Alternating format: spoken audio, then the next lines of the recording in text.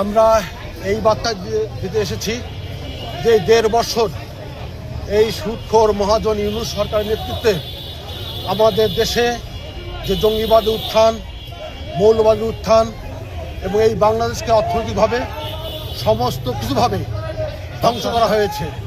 সেই জায়গা থেকে আমরা মনে করি আজকের ২১শে ফেব্রুয়ারি আমাদের এই বার্তায় যে আমরা জঙ্গিবাদ মৌলবাদের বিরুদ্ধে বাংলাদেশ আওয়ামী লীগ সর্বদা প্রস্তুত এবং জনপ্রিয় শেখ হাসিনা ইতিমধ্যে ঘোষণা দিয়েছেন সারা বাংলাদেশ থেকে জঙ্গিবাদ মৌলবাদ এবং ২৪-এর যে জঙ্গিবাদ আছে তাদেরকে আমরা মোকাবেলা করবো ইনশাল্লাহ।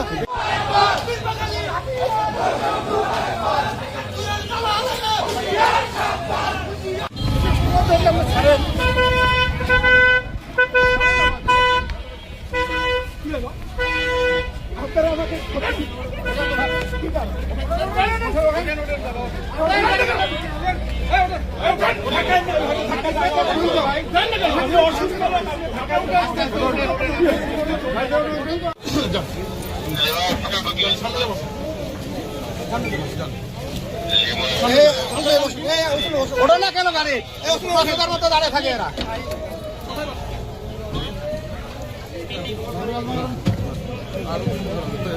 আমার মোবাইল